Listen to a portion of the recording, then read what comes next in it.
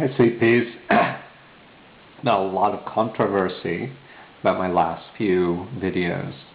The women-born transsexuals have declared war on me. That's a group who very, very strongly identifies with the gender binary, and they're transsexuals who they view their life histories in terms of having had a birth defect.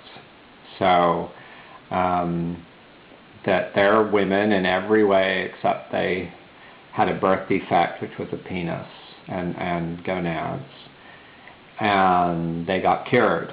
They took hormones and surgery, and they're cured, so they're women.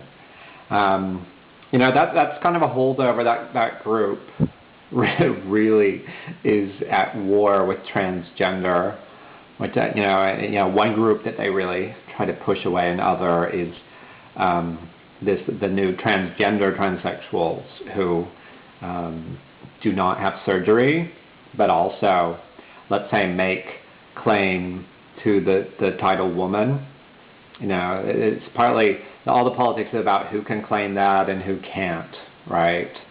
So the women-born transsexuals say, we can claim woman, the gender woman, but you can't, because, you know, I hear quotes like, you know, any trans woman who still has a penis should commit suicide. You know, that's from their more radical wing, but, you know, they're really anti-crossdresser. You know, they're really anti-gay, you know, butches and things like that.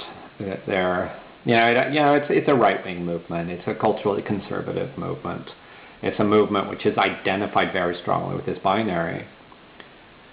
So, and out of this movement, or this tendency, maybe we can call it, you know, a lot of the pushback against transgender, you know, against the foundations of transgender as a progressive concept, you know, where we included everyone, they're doing a pushback. It's a very narrow, it's the only we can claim woman, right? Right. We have it because we have this medical condition, the rest of you are freaks. Yeah, and so I've called them out, and they're really, really, really mad at me. And there's this woman, sophiaofthescythes, and she wrote, you know, she wrote this huge article lambasting me, but she didn't really bother to try to figure out what I was saying. she found a few quotes to kind of misquote. You know, she simplified, she translated it into her own words, and then said, and this is just like evil theorist number one, and then she proceeded to write this huge article critiquing theorist number one, right, who in this case is Blanchard, you may or may not know. But, you know, so Jasper equals Blanchard, and then I'm going to write this whole thing about Blanchard. But, you know, that was just kind of funny. That's just kind of funny. Oh, yeah, and then she came in and said I was a misogynist. Can you believe that? Can you believe that? Okay, so I'm a transmisogynist. Yeah, and that comes from Serrano again, you know? Julia, I don't know what you meant with all your terms, but they're being used very badly by very right-wing people.